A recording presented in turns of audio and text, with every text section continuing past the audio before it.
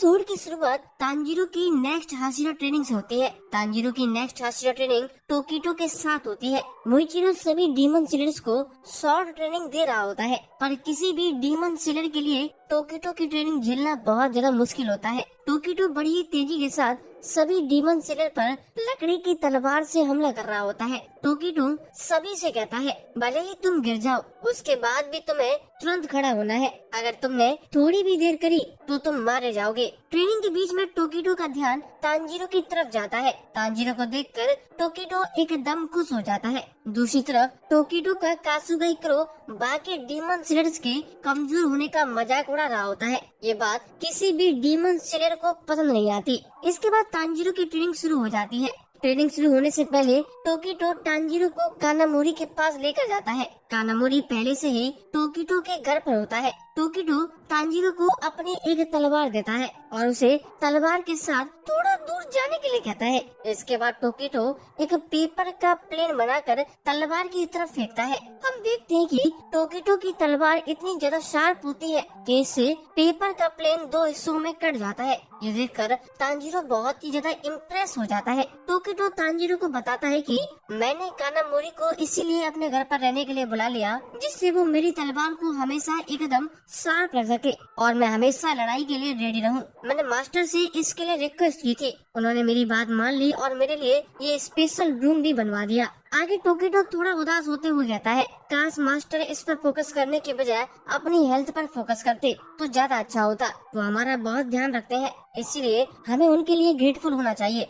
अगले सीन में फिर से टोकिटो डीमन सिलर्स के साथ ट्रेनिंग कर रहा होता है। टोकिटो कहता है कि तुम्हें कभी भी इमोशनल होकर नहीं लड़ना चाहिए और हमेशा सावधान रहना चाहिए। चाहे तुम 10 में से 9 बार क्यों न जीत जाओ, पर एक हार तुम्हारी जान ले सकती है। तुम्हें अपनी मूवमेंट्स को शार्प करना होगा जिससे तुम आगे सरवाइव कर पाओ। इसके बाद टोकिटो आज के लिए अपनी ट्रेनिंग एंड कर देता है और वहाँ से चले जाता है। टोकिटो के जाने के बाद सभी डीमन सिलर्स तांजीरो के पास जाते हैं और उससे कहते हैं कि तुम्हें टोकिटो से बात करनी चाहिए जिससे वो अपनी ट्रेनिंग थोड़ी सी सॉफ्ट कर दे। अगर उसकी ट्रेनिंग ऐसी ही चलती रही तो डीमन से लड़े बिना ही हम लोग यही मर जाएंगे। इस पर तांजीरो उन्हें समझाता है, तुम लोगों को ये भी समझना चाहिए कि ये ट्रेनिंग तुम लोगों से ज्यादा टोकिटो के लिए मुश्किल है क्योंकि वो बिना रुके तुम सबको लगातार ट्रेनिंग दे रहा है। ये सुनकर बाकी के डीमन सिलर्स चुप रह जाते हैं। ट्रेनिंग के बाद जब तांजीरो मुंह धो रहा होता है तो एक डीमन सिलर तांजीरो से कहता है, कम से कम टोकिटो हम लोगों से थोड़ा ठीक से बात तो कर सकता है। इस पर तांजीरो कहता है, मुझे लगता है कि टोकिटो पहले के कंपैरिजन में अब थोड़ा ठीक से बात कर रहा है। ये सुनकर डीमन सिलर्स चौंक जाते हैं। आगे तांजीरो को टोकिटो बाहर जाते हुए दिखाई देता है। इस पर तांजीरो सोचता है कि आखिर शाम के समय टोकिटो कहाँ जा रहा है। बाकी के डीमन सिलर्स तांजीरो को बताते हैं कि डेली टोकिटो इसी समय कहीं तो बाहर जाता है। इसके बाद रात हो जाती है। रात होते ही पूरे विलेज में बहुत सारी डीमंस की आंखें इधर उधर घूम रही होती हैं, जिन्हें एक डीमन कंट्रोल कर रही होती है। ये डीमन कोई और नहीं, वही डीमन होती है जो हमें मुजान के इन्फिनिटी कैसल में दिखाई गई थी और जिसके हाथ में एक मीवा भी था। हमें पता चलता है कि ये डीमन सिलर टोकिटो पर और पूरे विलेज पर नजर रखे हुए होती है। अगले सीन में हम विंड हाशिरा सानेमी और सरपेंट हाशिरा ओबे नाई पर शिफ्ट होते हैं। दोनों लोग आपस में लड़ रहे होते हैं। तभी वहाँ पर टोकिटो आ जाता है। टोकिटो उनसे कहता है कि ये तो गलत बात है, तुम लोग बस आपस में ट्रेनिंग कर रहे हो, मुझे भी इसमें हिस्सा लेना है। इस पर सानेमी कहता है, क्या तुम डीमन सिलर्स को ट्रेनिंग देते हुए थकते नहीं हो? तुम डेली यहाँ पर आ जाते हो।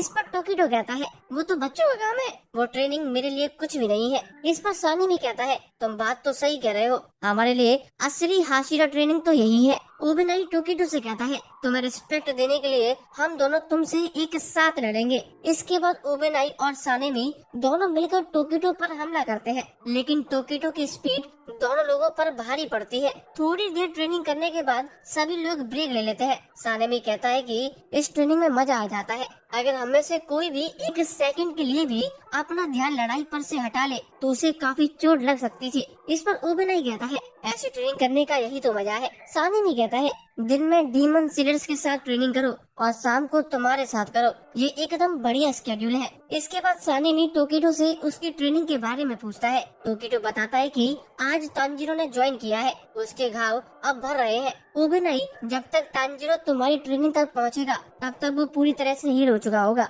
इस पर ओबेनाई कहता है ठीक है, फिर मुझे खुद को रोकने की बिल्कुल भी जरूरत नहीं पड़ेगी। सानेमी भी कहता है भले ही तांजीरो थोड़ा स्ट्रांग हो गया हो, इसका मतलब ये नहीं कि वो एक हाशिरा की बराबरी कर सकता है। ये सुनकर टोकिटो मुस्कुराने लगता है। इसके बाद अगले दिन फिर से टोकिटो डीमन स्लेयर्स को ट्रेन कर रहा होता है। हर दिन के जैसे आज भी बाकी के डीमन स्लेयर्स टोकिटो के सामने टिक नहीं पा रहे होते हैं। टोकिटो सोचता है डीमन स्लेयर्स खुद को बचाने के लिए अपनी पूरी कोशिश नहीं कर रहे हैं, इसीलिए टोकिटो उन्हें एक असली तलवारों के साथ ट्रेनिंग करने के लिए कहता है। टोकिटो एक डीमन स्लेयर को खुद से लड़ने के लिए बुलाता है। टोकिटो के हाथ में अब असली तलवार को देखकर उस डीमन स्लेयर की बुरी तरह से फट चुकी होती है। जब डीमन स्लेयर्स टोकिटो के सामने लकड़ी की तलवार से लड़ रहे थे तब उन्हें चोट लग रही थी। अगर असली की तलवार से लड़ेंगे तो क्या होगा, ये सोचकर वो डीमन स्लेयर हार मान लेता है। टोकिटो उसके पास जाता है और कहता है तुमने इस बार मेरे ऊपर बिना सोचे समझे हमला नहीं किया, इसका मतलब धीरे धीरे तुम लोग समझ रहे हो, ये एक ग्रोथ है। वो डीमन स्लेयर रोने लगता है और कहता है मुझे नहीं पता कि एक असली लड़ाई कैसी होती है, पर जब तुम डेली रात को वापस आते हो तो तुम्हारे कपड़ों के नीचे बहुत सारे चोट के निशान होते हैं। मैंने तुम्हें सुबह उन्हें धोते हुए देखा है, इसीलिए हम लोग भी बेहतर होने की कोशिश कर रहे हैं। इस पर टोकिटो कहता है मुझे पता है कि तुम लोग अपनी पूरी कोशिश कर रहे हो, पर इसका मतलब ये नहीं तुम जीत सकते हो। मैं नहीं चाहता तुम लोग किसी भी डीमन का शिकार बनो, मैं चाहता हूँ कि जितना हो सके तुम लोग उतना जियो। टोकिटो की बात सुनकर तांजीरो बहुत खुश हो जाता है। कुछ दिनों की ट्रेनिंग के बाद तांजीरो की स्पीड बढ़ जाती है। टोकिटो उसे बताता है कि अगर तुम अपने शोल्डर्स को थोड़ा फ्री रखोगे तो तुम्हारा स्टेमिना बचा रहेगा। तांजीरो की प्रोग्रेस को देखकर टोकिटो चौंक जाता है और खुश होता है। इसके बाद टोकिटो तांजीरो को नेक्स्ट हाशिरा ट्रेनिंग पर जाने की परमिशन दे देता है। ये सुनकर तांजीरो बहुत खुश हो जाता है। हमें पता चलता है कि तांजीरो केवल 5 दिन तक ही टोकिटो के साथ ट्रेनिंग करता है, जबकि बाकी के डीमन स्लेयर्स टोकिटो के साथ ट्रेनिंग करते हुए 2 वीक से भी ज्यादा हो जाते हैं। जब बाकी के डीमन स्लेयर्स जाने की परमिशन मांगते हैं तो टोकिटो उन्हें डराते हुए सीधा मना कर देता है और साथ ही में उन्हें और ट्रेनिंग करने के लिए बोलता है। तांजीरो अभी भी टोकिटो के साथ और ट्रेनिंग करना चाहता है, इसीलिए तांजीरो टोकिटो को पेपर प्लेन के कंपटीशन लड़ने के लिए चैलेंज करता है। अचानक इस चीज को देखकर टोकिटो पूछता है तुम्हें ये आइडिया कहाँ से आया। हमें पता चलता है कि तांजीरो ने कानामोरी से टोकिटो की हॉबीज के बारे में पूछा था। तब कानामोरी उसे बताता है कि टोकिटो को पेपर प्लेन बहुत ज्यादा पसंद है। तांजीरो टोकिटो से कहता है कि अगर इस कंपटीशन में मैं जीत जाता हूँ तो तुम बाकी के डीमन स्लेयर से थोड़ा अच्छे से बात करोगे। इस पर टोकिटो हाँ कर देता है। तांजीरो की सिफारिश सुनकर सभी डीमन स्लेयर्स खुश हो जाते हैं। इसके बाद टोकिटो और तांजीरो पेपर प्लेन का कंपटीशन शुरू करता है। टोकिटो तांजीरो से कहता है कि अगर 10 में से एक बार भी तुम्हारा पेपर प्लेन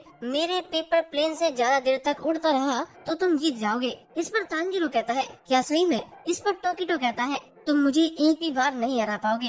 आगे कंपटीशन शुरू होता है और टोकिटो बड़ी आसानी से तांजीरो को 10 में से 10 बार हरा देता है। ये देखकर तांजीरो बहुत ही ज्यादा उदास हो जाता है। हम देखते हैं कि टोकिटो और तांजीरो को देखकर बाकी के डीमन स्लेयर्स टोकिटो को पेपर प्लेन कंपटीशन के लिए चैलेंज करते हैं। इससे टोकिटो और बाकी के डीमन स्लेयर्स आपस में घुल मिल जाते हैं। तांजीरो आखिरी बार टोकिटो को चैलेंज करता है, पर तांजीरो का प्लेन टोकिटो का कासुगाई क्रो फाड़ देता है, जिसके बाद टोकिटो और तांजीरो का कासुगाई क्रो आपस में लड़ने लग जाते हैं। आगे आखिरी बार सभी डीमन स्लेयर्स तांजीरो और टोकिटो अपने पेपर प्लेन हवा में छोड़ देते हैं। हम देखते हैं कि सभी का पेपर प्लेन हवा में दूर तक उड़ता जाता है। ये देखकर सभी लोग खुश हो जाते हैं। अगले सीन में तांजीरो अगली हाशिरा ट्रेनिंग पर जाने से पहले टोकिटो से बात करता है। तांजीरो टोकिटो को बताता है कि नेजुको सूरज की रोशनी में निकल सकती है, इसीलिए मुजान अब नेजुको के पीछे है।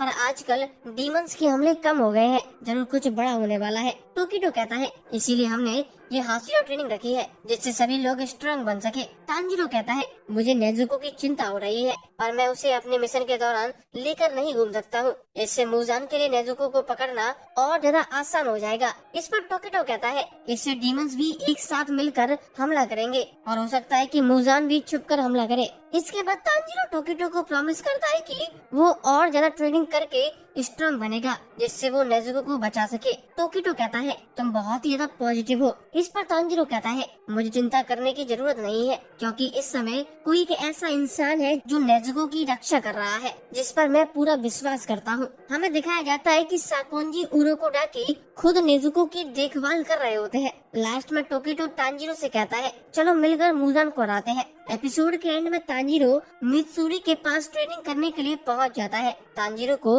मित्सुरी के घर से शहद की स्मेल आ रही होती है। मित्सुरी उसे बताती है कि उसने बीज को पालना चालू किया है जिससे वो अपनी पैनकेक के ऊपर शहद डालकर खा सके। आगे मित्सुरी तांजीरो को अपने साथ अपने घर के अंदर ले जाती है और इसी के साथ ये एपिसोड खत्म हो जाता है। दोस्तों बताइए आपको ये एपिसोड कैसा लगा, कमेंट जरूर करिए यार, बड़ा अच्छा लगता है।